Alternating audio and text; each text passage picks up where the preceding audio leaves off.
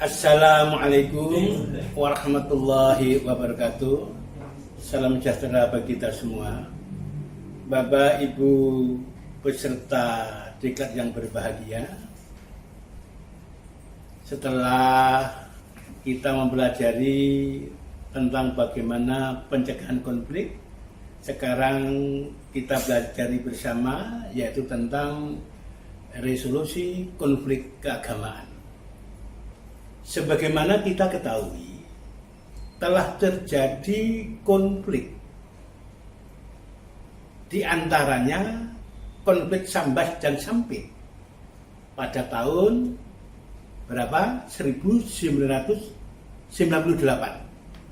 Kemudian ada lagi konflik Maluku dan Maluku Utara. Itu setahun kemudian, yaitu tahun 1999. Agak lama, alhamdulillah tidak ada konflik. Namun di Sampang terjadi konflik juga, yaitu tahun 2012. Kemudian di sana sini ada konflik Ahmadiyah. Kemudian pada tahun 2015, Tolikara juga terjadi konflik. Kemudian di tahun yang sama, konflik Singkil, dan di Tanjung Balai, tahun 2016, itu juga terjadi konflik. Oleh karena itu, Bapak Ibu peserta, yang harus kita perbuat adalah pemetaan konflik. Apabila ingin meresolusi suatu konflik keagamaan, maka yang pertama adalah pemetaan konflik. Ini langkah-langkahnya adalah kita harus ketahui ataupun kita selidiki tentang problem, persoalan pokok dan pendukung terjadinya suatu konflik tersebut. Kemudian kita rencanakan suatu proses tahapan demi tahapan dalam pemetaan ini.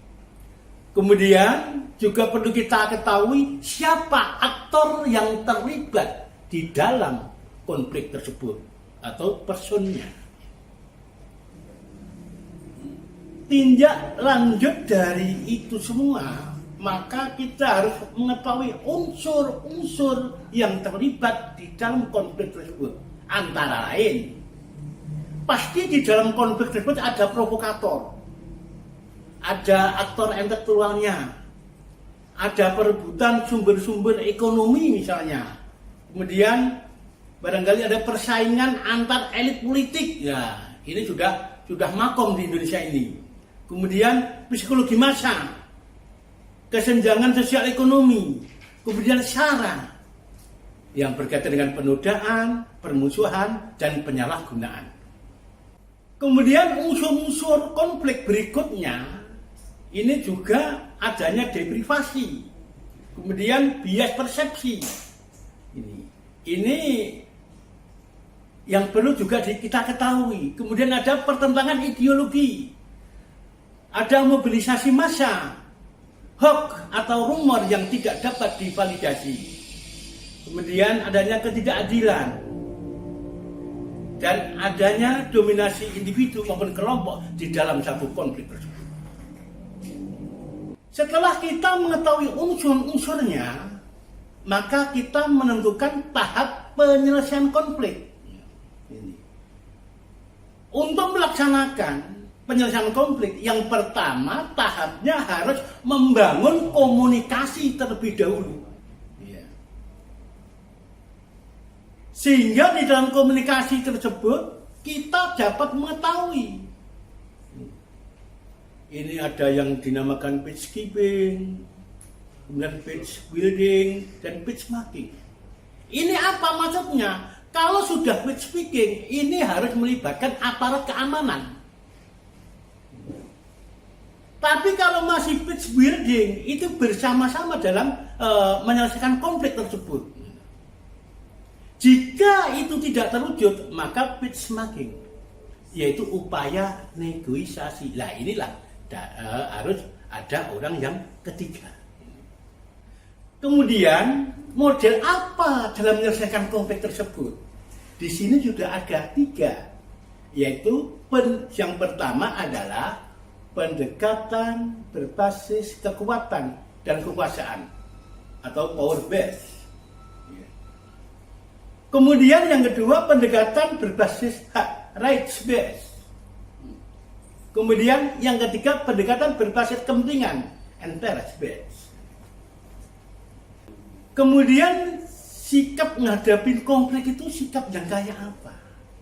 Kalau kita menghadapi konflik, pasti kita tekankan jurus kompromi.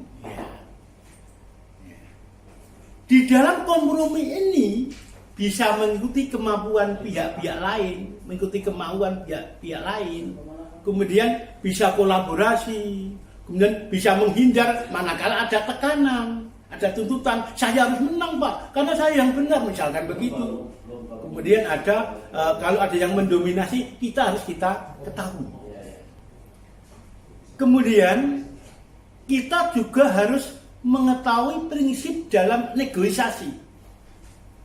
Yang pertama adalah melibatkan perwakilan atau pemimpin pihak yang berkonflik. Ini harus kita datangkan. Kemudian yang kedua adalah dapat melibatkan pihak ketiga sebagai mediator. Pihak ketiga tersebut harus bisa diterima oleh pihak-pihak yang bertikai. Kemudian yang selanjutnya adalah pihak ketiga ini kemudian memanggil atau mengundang pihak-pihak yang bertikai.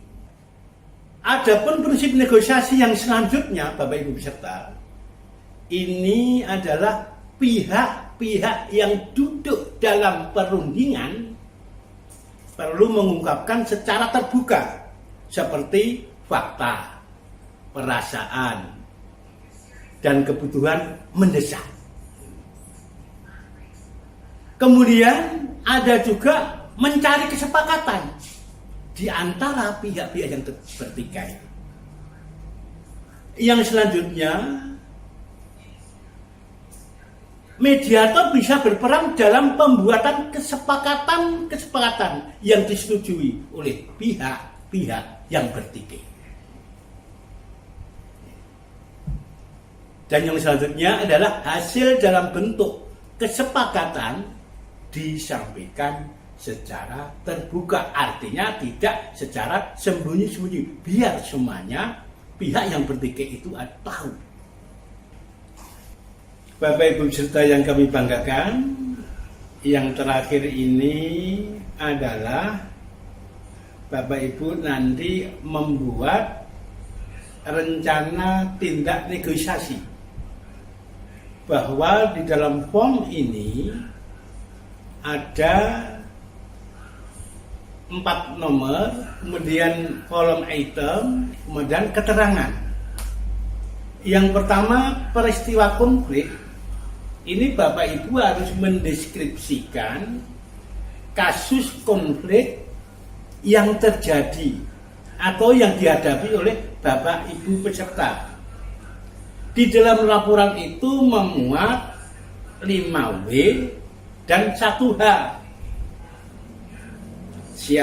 Konfliknya tentang apa, kemudian siapa yang berkonflik, kapan waktunya, di mana tempatnya. Ini harus ditulis secara lengkap. Kemudian bagaimana cara menangani kasus ini. Hal-hal semacam ini sudah Bapak Ibu observasi ataupun melihat apa yang terjadi di masyarakat. Sehingga kejadian konflik tersebut Bapak Ibu narasikan sesuai dengan yang ada di petunjuk kolom keterangan tersebut yang mencakup dengan 5W dan 1H. Kemudian yang kedua, di dalam item ini nomor 2, lakukan pemetaan dan analisis konflik.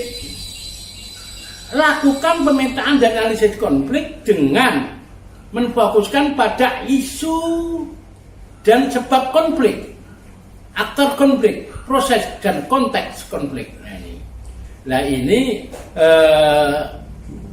isu yang terjadi yang menyebabkan konflik itu apa? Ya. Kemudian aktornya siapa? Aktornya siapa? Pelakunya siapa? Aktor konflik tersebut. Kemudian prosesnya konflik ini juga Bapak Ibu harus mengetahui sudah sampai di mana konflik tersebut itu. Apakah sudah parah? Ataukah baru gejala? Ini. Dan konteksnya konflik itu harus diketahui tentang apa. Kemudian yang ketiga adalah Bapak Ibu juga harus melaksanakan dan mengetahui alasan mediasi. Dalam hal ini, jelaskan mengapa mediasi cocok dilakukan untuk menangani kasus konflik yang didepresikan. Sehingga setelah Bapak Ibu tadi melakukan mendeskripsikan peristiwa konflik, kemudian sudah dipetakan pemetaan konflik, termasuk konflik apa itu, aktornya siapa, dan prosesnya sudah sampai di mana. Nah, kemudian ini untuk cara mediasi. Alasan untuk melakukan mediasi ini Bapak Ibu harus melakukan dalam hal ini menangani kasus konflik yang sesuai dengan dideskripsikan. Itu di mediasi penyebabnya. Bisakah ini dilakukan di dalam mediasi? Orang ketiga sebagai mediator mendatangkan kedua belah pihak.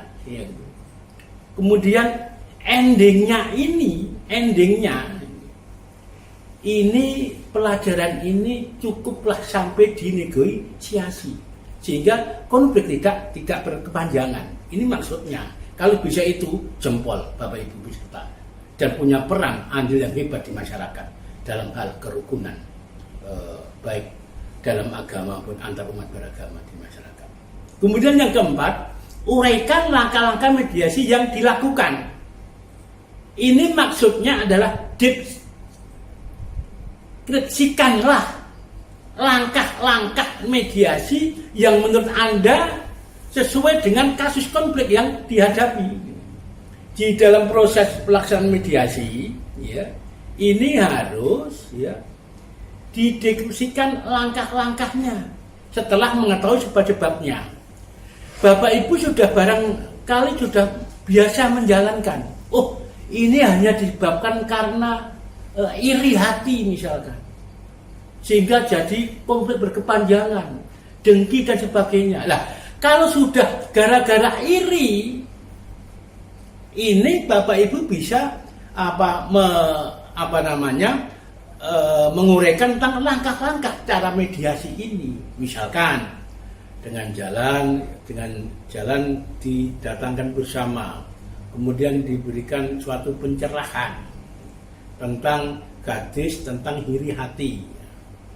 Misalkan bahwa boleh iri hati itu hanya kepada dua orang, yaitu orang yang mendapatkan rezeki itu boleh iri hati, tapi rezeki itu terus diinfakkan. Nah, itu boleh iri hati. Kemudian misalkan diberikan pencerahan kepada yang punya ilmu, kita boleh iri hati, tapi yang punya ilmu itu cepat mengajarkannya kepada yang membutuhkan. Nah, ini boleh kita iri semacam itu. Ini adalah hadis Nabi. Misalkan suatu pencerahan demikian.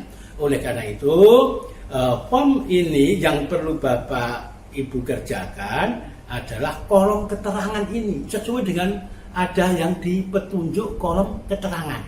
Selamat bekerja. Semoga Bapak Ibu sebagai orang yang disenangi oleh masyarakat, karena setiap ada konflik Bapak Ibu bisa menyelesaikan dengan baik. Bapak Ibu beserta diklat yang berbahagia, itulah langkah-langkah di dalam kita melaksanakan, mempraktikkan resolusi konflik keagamaan. Dan ini adalah sebagai tugas Bapak Ibu di dalam masyarakat, ini tidak lepas daripada konflik. Oleh karena itu, kalau berkaitan penyelesaian konflik ataupun resolusi konflik berkaitan dengan keagamaan, maka Bapak Ibu sudah sedikit banyak mengetahui teorinya, tinggal praktek Bapak Ibu. Selamat bekerja. Kurang lebihnya mohon maaf. Wassalamualaikum warahmatullahi wabarakatuh. Salam sejahtera bagi kita.